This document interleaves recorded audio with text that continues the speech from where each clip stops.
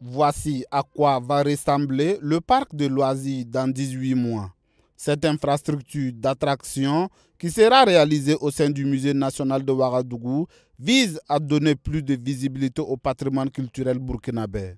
L'idée est de booster le nombre de visites touristiques au niveau du musée.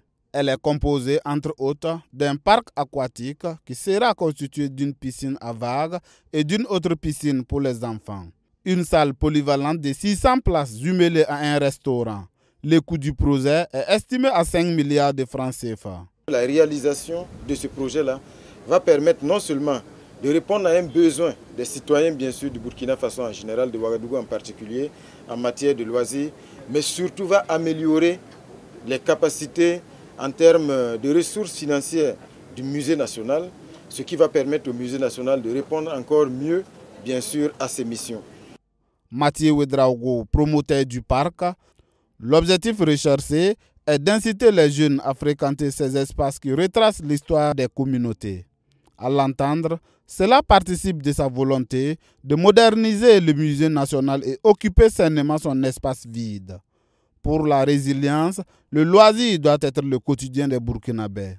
Vous allez voir que nous traversons une situation qui est difficile. Les gens, ce qu'ils cherchent, c'est leur pitance quotidienne, c'est à joindre les deux bouts. Du coup, les loisirs semblent être... Les gens pensent que c'est quelque chose qu'on peut délaisser. Mais au contraire, c'est là que peut venir aussi le ciment qui va vraiment donner du tonus, de l'encouragement aux gens. Vous imaginez, même si vous travaillez toute la journée, en fin d'après-midi, vous avez besoin de décompresser. Et souvent, il manque des lieux pour ça. C'est pour cela que nous aussi, nous pensons que le Burkina ne restera pas au fond du trou pour longtemps. Je pense qu'on fait foi, en tout cas, on fait confiance aux autorités pour ceux qui sont en train d'abattre comme travail.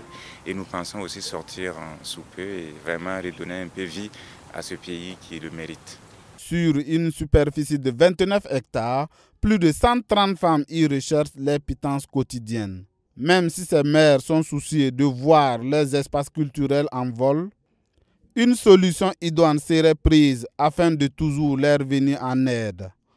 Nous avons recensé sur ce petit site, je crois, soit c'est 130 femmes ou bien plus de 200 exploitants. Vous imaginez dans ce petit site, environ 200 exploitants. Et ce sont des gens qui sont là depuis 20 ans, 25 ans, 30 ans. Ce sont des vieilles dames en plus.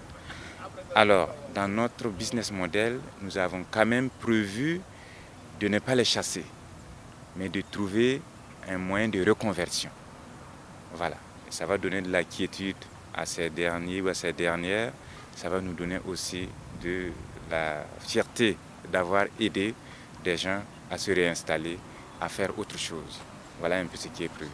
Pour elles, depuis le recensement en 2019, elles sont inquiètes, car, dit-elle, l'attente est toujours à son paroxysme.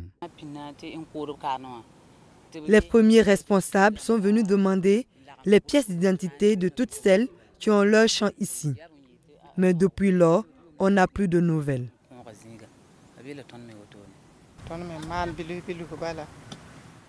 Nous nous débrouillons tout doucement ici. Chacun a sa portion. Travailler ici nous permet également de ne pas rester sur place. Si elles prennent ça, nous serons désormais des prisonnières. Créé depuis 1962 et érigé en 2002 en établissement public de l'État à caractère scientifique, technique et culturel, le Musée national a pour mission principale de collecter, conserver et diffuser les témoins matériels et immatériels des groupes